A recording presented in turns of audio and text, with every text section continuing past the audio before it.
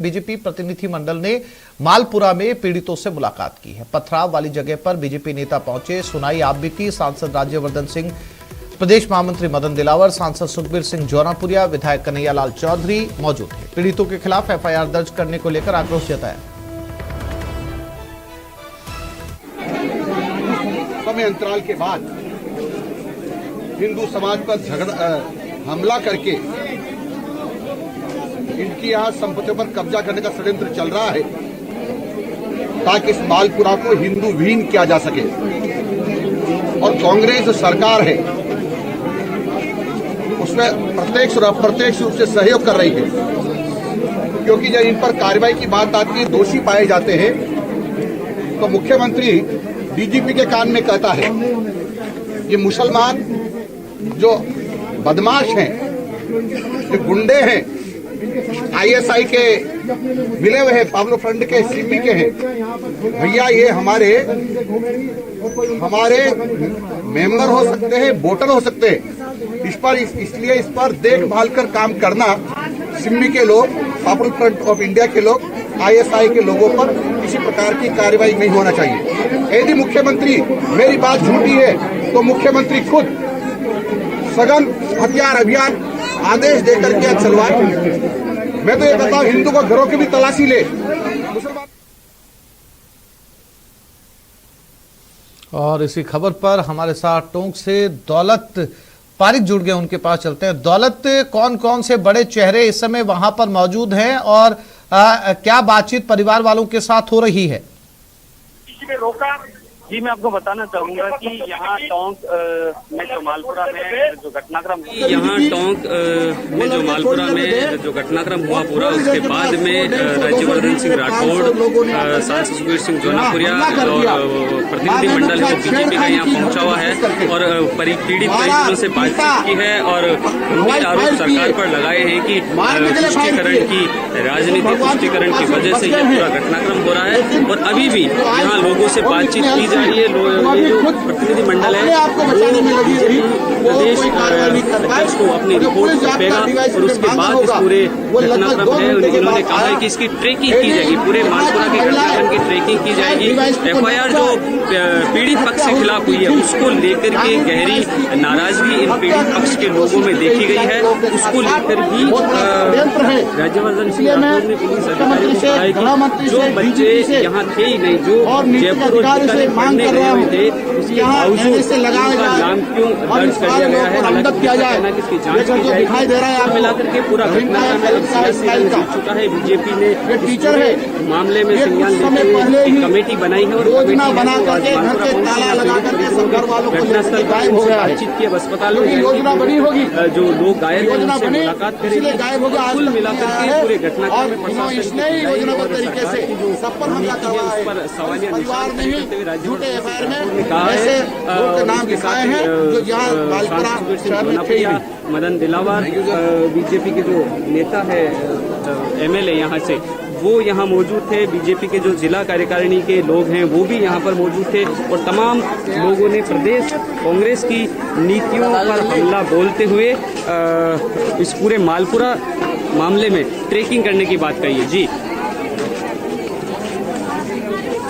दौलत, अगर वहां पर कोई जनप्रतिनिधि मौजूद हो जिनके साथ आपकी बात हो सके। अभी हम मदन दिलावर को सुन रहे थे, उन्होंने जो है वो पीड़ित परिवार को मदद का भरोसा दिलाया।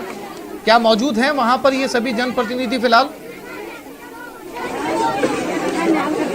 जी बिल्कुल, ये प्रतिनिधि मंडल जो है अभी यहाँ से पूरी लोगों से मुलाकात करके अब अस्पताल की ओर मूव कर रहा है और अस्पताल में जो घायल हैं उनसे मुलाकात करेंगे। तो यहाँ से सभी जो लोग हैं प्रतिनिधि मंडल वो निकल चुका है और अस्पताल जाने की तैयारी में है। अस्पताल में घायलों से मुलाकात की जाएगी। जी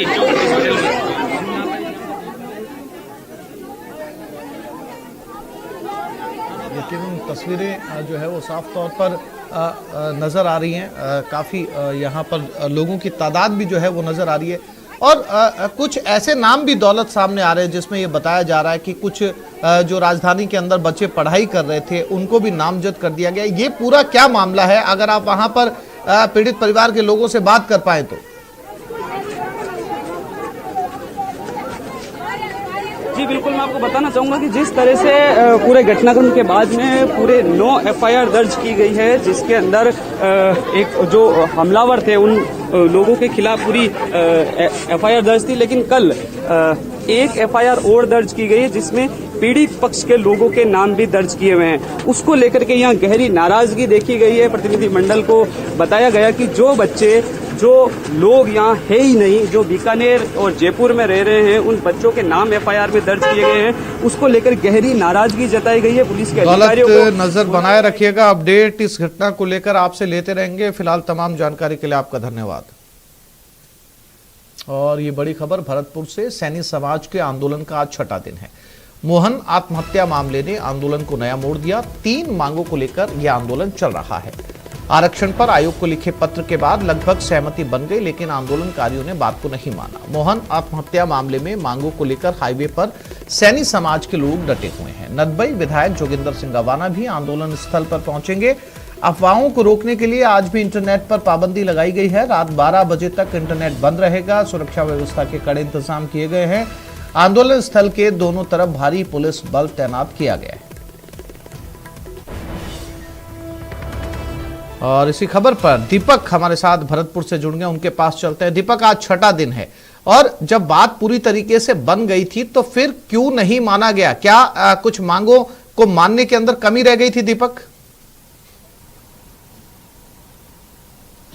देखिए आसिफ, आज सैनी समाज के आंदोलन का 6वां दिन है और 6 दिन से ये हाईवे पर डटे हुए हैं और लगातार जो आरक्षण की मांग थी उसको लेकर के ये डटे हुए थे यहाँ पर और मांग कर रहे थे। लेकिन जो प्रतिनिधि मंडल जयपुर गया था, उसकी मुख्यमंत्री अशोक गहलोत के साथ बातचीत हुई थी। उस बातचीत के जो समझौते में आयोग को पत्र लिखा था, उससे कहीं ना कहीं ये आंदोलनकारी तो हैं वो सहमत थे। लेकिन जो मोहन सिंह सैनी आत्महत्या मामला था, उसने एक नया मोड़ इस आंदोलन को दे दिया है। अब मोहन सिंह जो है, उसके परिवारजन और आंदोलनकारी 3 मांगों को लेकर के आंदोलन कर रहे हैं। इनकी पहली मांग है कि 1 करोड़ रुपए का मुआवजा दिया जाए और सरकारी नौकरी दी जाए। साथ ही साथ शहीद का दर्जा देने की ये मांग यहाँ पर की जा रही है। और शाम को लग रहा था आसिफ की ये गतिरोध समाप्त होने वाला है, क्योंकि जब प्रतिनिधि मंडल जयपुर से वापस लौटा वार्ता करके, तो उन्होंने समझाइश की कि मुख्यमंत्री द्वारा ये आयोग को चिट्ठी लिखी गई है और अब जो वर्क है वो आरक्षण पर जारी कर दिया गया है, यानी कि अब